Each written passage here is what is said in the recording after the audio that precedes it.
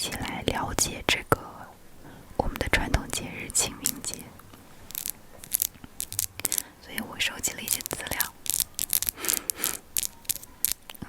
就当睡前放松听一个小故事，好吗？准备好的话，那我们深呼吸，开启我们今天的 ASMR，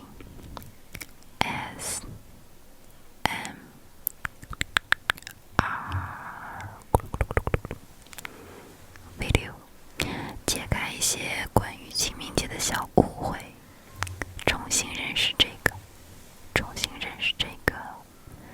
凄清景明的节日。首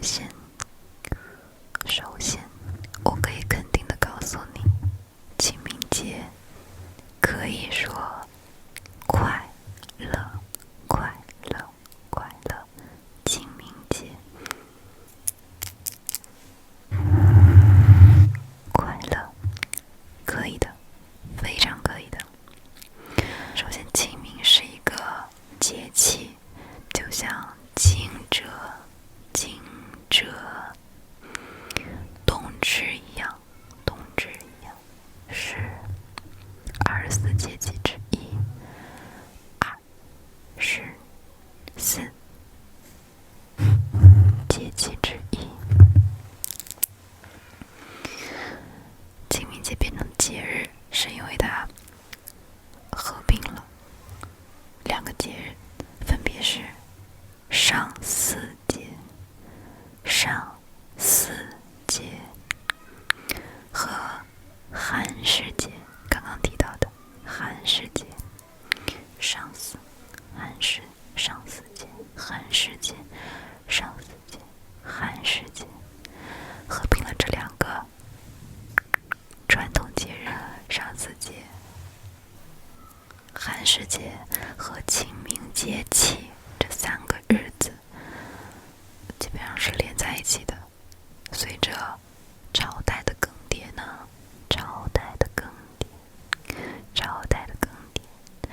不同的朝代对节日的规定习俗的内容也不一样，最后呢就把这3个日子融合在一起，变成了现在的清明节。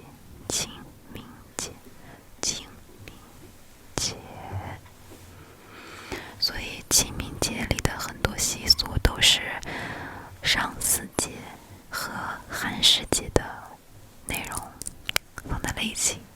那我们现在就来介绍一下这2个节日。先说一下上巳寒食，先说一下寒食节吧。因为寒食节中有祭祀、祭祖、扫墓的内容，和大家普遍知道的清明节的扫墓内容是一样的。寒食节，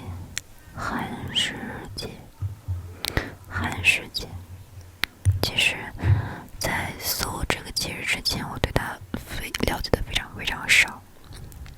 简单的来说呢，我自己总结的可能不那么对，如果有更了解的人，也欢迎在评论区还有弹幕补充科普给大家。它简单的来说就是一个吃冷食和祭先祖的节日，当然这是简单来说。这个节日的起源也和火有关，火。节日像古代人，不仅是中国古代，其他的文明古国的古代人对火都是很敬畏的。我们当时的人们认为呢，一直用一种火会生病，所以需要去除旧的火，重新钻木取火。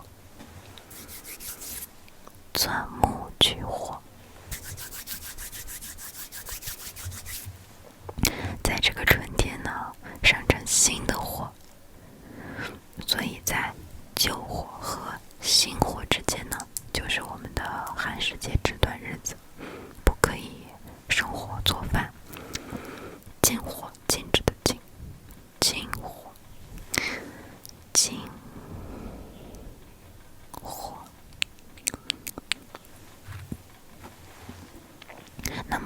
时间大家就只能吃一些冷的东西，比方说冷粥啊，一些常温的干粮。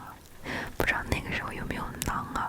馕真的很好吃，在新疆玩的时候买了好几个馕。OK， 又跑题了，一说到吃就忘情了。说到了吃冷的食物 ，OK。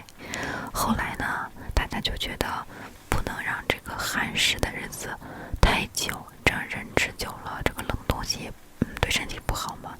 后面就变得象征性的吃个3天冷的食物，就不在家里做饭。不在家里做饭就意味着呢，可以出门玩。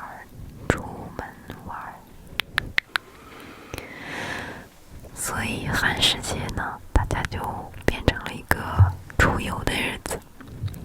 OK， 我还搜到了我们唐朝的小说家元稹写的今年寒食好风流，此日一家同出游。就是说他们寒食节的这些日子呢，一家人都一起出门春游。这个节日后来也和介子推的故事呢绑定在了一起，所以人们会在出游的时候呢，顺便祭祖、扫墓。这是寒食节，我就讲的比较简单，大家了解个大概，不是非常专业的科普。那么上巳节那就非常不一样了。上巳节的关键词就一个玩耍的玩。这个节日有没有人想问上巳节的上巳是什么意思？可能有人想问，没人问。其实就是我很好奇上巳是什么。上巳和端午一样，它是一个日期。我查了一下，我们不是有天干地支吗？天干地支，这是用干支纪日法标记的一个日期。干支纪日法在汉代以前，它指农历3月上旬的第一个巳日。魏晋南北朝以后，这个日期被固定为3月农历的3月初3，不再随干支变化，就变成了一个固定的日子。这个节日的核心就是泡澡。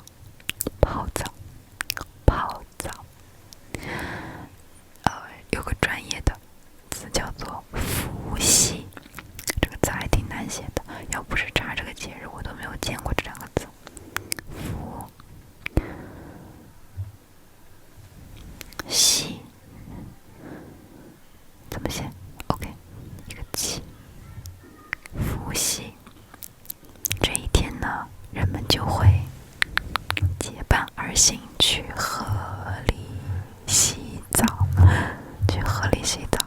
冬天比较暖和，在河里洗澡也不会感觉到冷，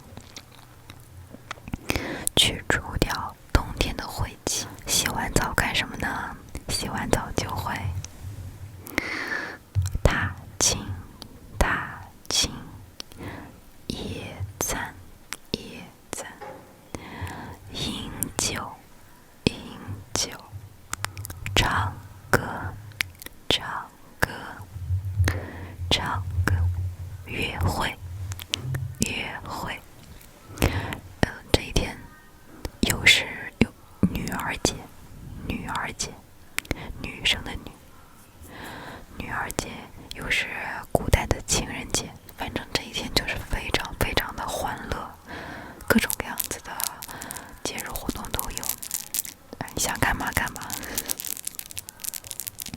你也可以理解为上巳节，就是我们中国古代人的春日、狂欢节。这3个日子时间离得都比较近，像唐代的人，他们会先过完寒食节，就是饿个几天肚子，就去扫墓，扫完墓呢，转头就去上巳节踏青。到了宋代就分得更不那么细了，经常3个日子就是放在一起就这么过了。所以清明节并不是一个沉重的节日。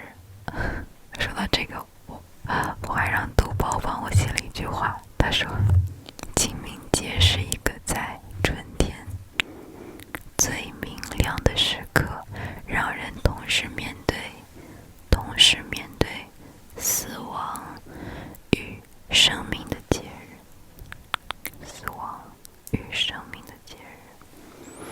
对逝者追念，对生者祝福。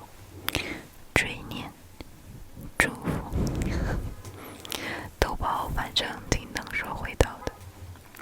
Whatever， 好好享受这个假期吧，享受春天，享受温暖，享受草汁和糯米制成的青团，享受羽衣包巾包银的润饼，包巾包银的润饼，享受用面粉捏成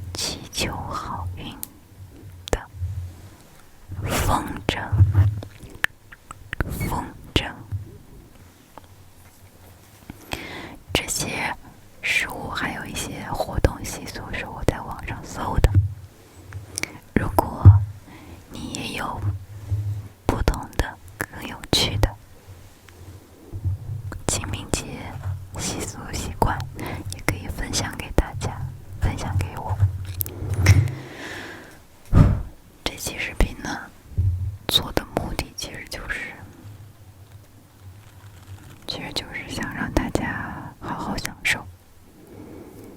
它只是一个节日，节日只是让人的生活更有仪式感、更丰富的一个设定。如果你想的话，每一天都可以是自己设置的不同的节日嘛。因为之前我也觉得很奇怪，为什么像清明节、端午节，好像它都和逝去的人有关，所以变得很沉重。甚至不敢说清明节快乐，但我记得小时候大家都是说快乐的，我就抱着这样子的疑惑去搜了一些资料，这就是我查到的一些内容，写了一个 Word。其实查的内容远远不止我今天说的这些，但是又怕讲得太啰嗦，就大概的和大家讲了一下。我认为我讲的重点可能更偏向于让大家了解到清明节它不仅仅只是扫墓啊、祭祖。其实说真的，逝去的亲人也更希望你可以在这个春天幸福的生活下去，好好享受这个春天吧，不要压力太大，加油！我们这周还有